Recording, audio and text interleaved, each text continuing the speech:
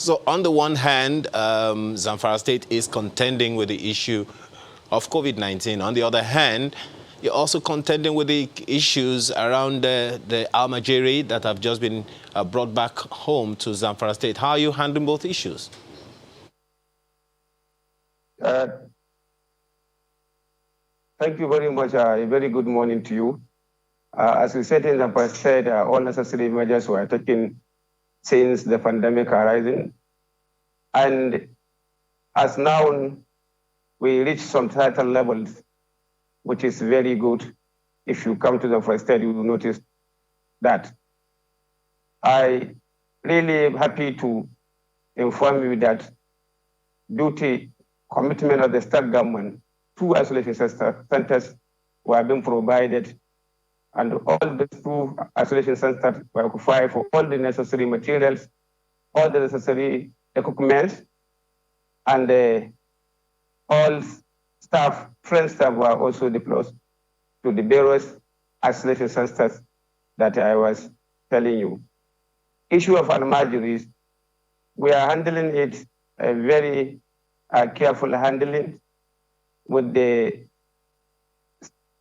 training staff, health personnel around the borders, around the local government, including the state capital.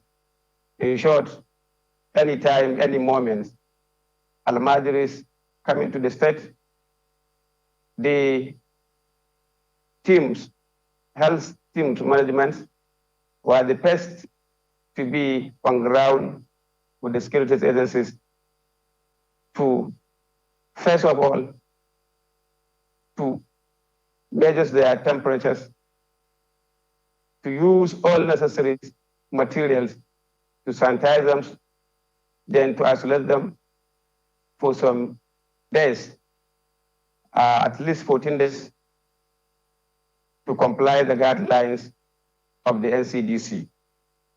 After 14 days, when we experience there's nothing to them, we are now taking them to their families for continue doing their own life. Then also we have some Almajiris in the state that need to take back to their various state.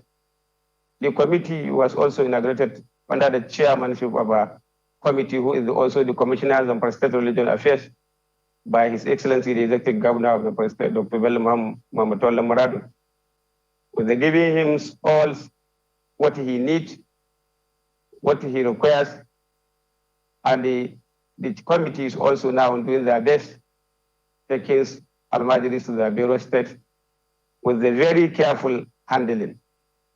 And so far, so good, if you can be able to see all day and night, the state government, the committee are going rounds to see the pandemic was now getting at the end.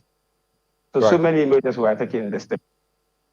Okay, now we just spoke with the Minister of State for Health, who is a member of the PTF COVID-19. And one of the major issues we discussed was how states would internalize the extension of this, phased easing of the lockdown. And the question came up, if the PTF COVID-19 says this is the direction we're going, how will states internalize that? And I think it's fair to find out from you, how are you internalizing this extension? Are you taking all the directives hook, line, and sinker, or you're trying to tweak it for your own, local reality? The states are the good people of the state that are always comply all what have come to them. We have heard about the extension of lockdowns, and we are taking it, we are comply with all extension by the federal government.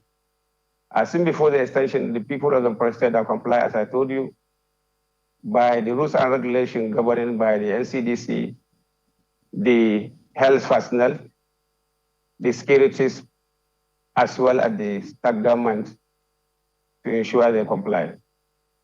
Well, since before the extension by the federal government, the state, we are complying and we are respecting all the enforcement.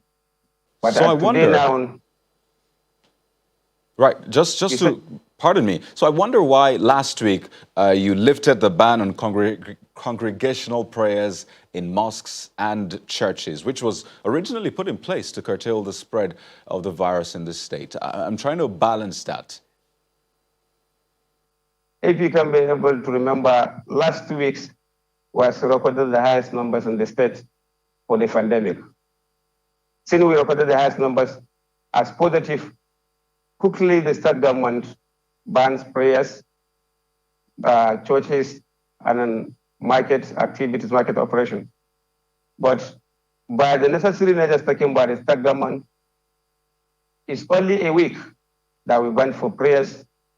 The pandemic decreased to some certain level, which makes them for state government to now allow people to come and continue praying, but with the rules and regulations governed by the NCDC, using face masks, using sanitizers, as well as social distances. This is what made the state government to now allow people to continue praying after a week of banning such activities in the state. If you can be able to see the numbers increased before, then after the number now decreased, then people are praying.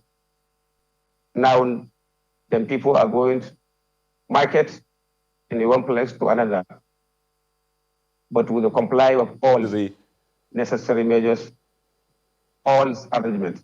Right. I think that just points to, how states are tweaking this to work for them. But the questions will always arise as to, whether there isn't a possibility of further spread, resurgence, or a second wave, as they have always said. But I'd like to take you up on this briefly, this allegation that has been going around on social media. You must have seen it, so I'm trying to give you an opportunity to respond to it now.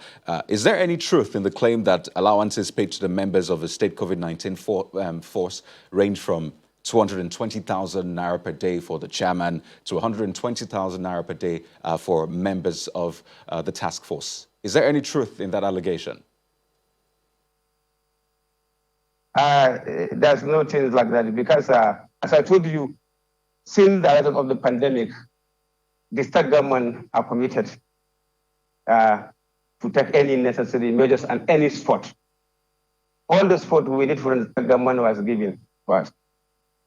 Then, not only for the members of the task force committee, even the trained health personnel, the doctors, the nurses, the lab and pharmacists, drivers, the surveillance that are responsible to go around and take samples, the doctors that are responsible to handle the case are paying allowance on a daily basis. Then to the members of the committee of the task force, which is my members, we are also paid in a weekly basis, not on daily, as weekly allowances. This is what we are doing, and this is what we are still doing, and we are continue doing that. So any allegation against the allowance of either health personnel or the members of the task force may render it invalid, not truth. This is the truth, what I do. Government has given us what we want, and we are doing all what we're supposed to do. We are trying our best. We are paying the allowance for all health workers.